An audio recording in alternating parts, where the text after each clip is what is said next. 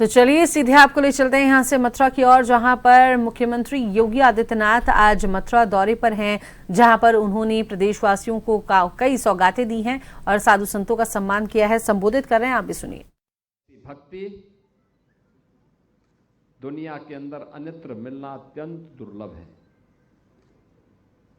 और इसलिए इस पावन धरा को कोटि कोटि नमन करते हुए आप सभी को श्री कृष्ण जन्माष्टमी की हृदय से बधाई देता हूं, अपनी शुभकामनाएं देता हूं। ये मेरा सौभाग्य है कि मुझे पिछले कई वर्षों से इन दोनों पावन आयोजनों के साथ जुड़ने का सौभाग्य प्राप्त होता है। श्री कृष्ण जन्माष्टमी में यहां पर भक्तों की सुविधा और सुरक्षा का अवलोकन करने और जन्मभूमि पर दर्शन करने और रंगोत्सव में बरसाना में राधा रानी के मंदिर में दर्शन करने के साथ ही होली के उत्सव का साक्षी बनने का भी मुझे अवसर प्राप्त होता है। ये हमारा दायित्व बनता है कि आदरणीय प्रधानमंत्री जी ने जो प्रेरणा हम सबको दी है, वह प्रेरणा है भारत दुनिया के अंदर अपनी आध्यात्मिक विरासत के साथ ही अत्याधुनिक विकास के एक बेहतरीन संगम के रूप में अपने आप को स्थापित करे। आध्यात्मिक विरासत पर पूरी दुनिया आज शोध करने के लिए उतावली दिखाई दे रही है। विश्व मानवता को जब भी संकट के दौर से उभरना होगा, वह भारत की इस आध्यात्मिक विरासत को ही अपने जीवन का हिस्सा मान करके ही अस्थायी शांति और सौहार्द की परिकल्पना को आगे बढ़ा सकता है। और उसे आगे बढ़ाने के लिए यह सौभाग्य हम सबको प्राप्त हुआ है। आज हमारे माननीय जनप्रतिनिधियों के प्रयास से, माननीय सांसद जी, माननीय विधायकगण, महापौर जी, जिला पंचायत अध्यक्ष, अन्य सभी सम्मानित जनप्रतिनिधियों के सहयोग से जो भी प्रस्ताव यहां के लिए स्वीकृत हुए, उन सभी प्रस्तावों के अनुसार यहां पर एक कार्यों का आज लोकार्पण और शिलान्यास का भी हो रहा है, जिसमें 645 करोड़ रुपए की ये योजनाएं आज इस पूरे क्षेत्र को समर्पित की जा रही हैं। मैं इसके लिए भी मथुरा, वृंदावन, बरसाना, गोकुल, बलदेव, गोवर्धन, राधा कुंड जैसे पावन तीर्थों से जुड़े हुए और इस संपूर्ण जनपद से जुड़े हुए आप सभी नागरिकों को, श्रद्धालुजनों को हृदय से बधाई देता हूं। बहनों और भाइयों, भारत को अपनी गौरवशाली विरासत पर पूरा गर्व करने का अधिकार है। उसे हम आगे बढ़ाएं।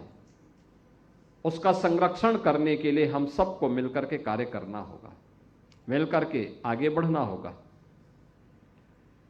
हमारे पूर्वजों ने विपरीत परिस्थितियों में भी इसका संरक्षण किया और आज तो सब कुछ है।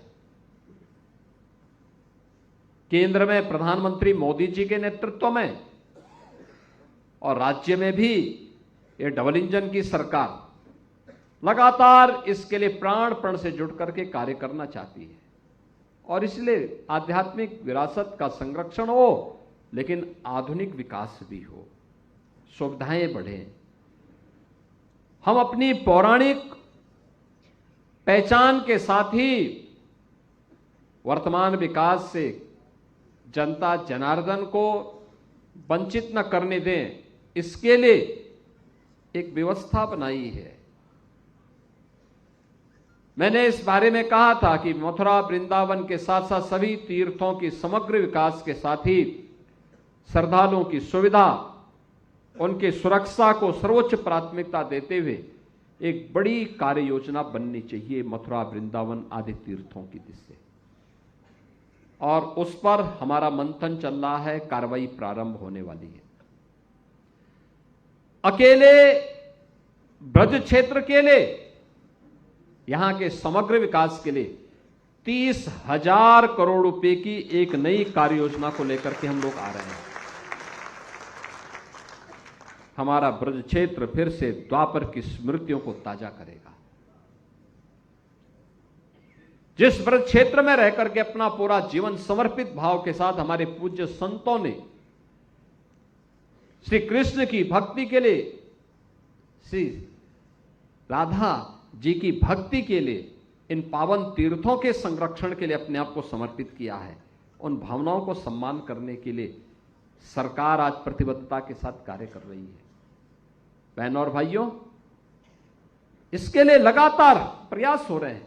आपने देखा होगा एक एक करके वे फिर से, जिसके बारे में लोग कहते थे नहीं हो सकता है, आज उस असंभव को संभव बनाया गया है। कोई सोचता था आज से 14-10 वर्ष पहले, 8 वर्ष पहले कोई ये मानता था कि काशी में काशी विश्वनाथ धाम इतना भव्य बन पाएगा? कोई सोचता था? कोई सोचता भी नहीं था। लेकिन आज आप जाइए काशी में, काशी विश्वनाथ धाम में, जहां पर आज से 10 वर्ष पहले 50 श्रद्धालु एक साथ दर्शन नहीं कर पाता था बाबा विश्वनाथ के धाम में, आज एक साथ 50,000 श्रद्धालु भी आ जाएगा तब भी वहां दर्शन कर लेगा। और महाकुंभ के दौरान इस सावन मास में 8 से 10 लाख श्रद्धालु प्रतिदिन वहां दर्शन किया है। 8 से 10 लाख श्रद्धालु।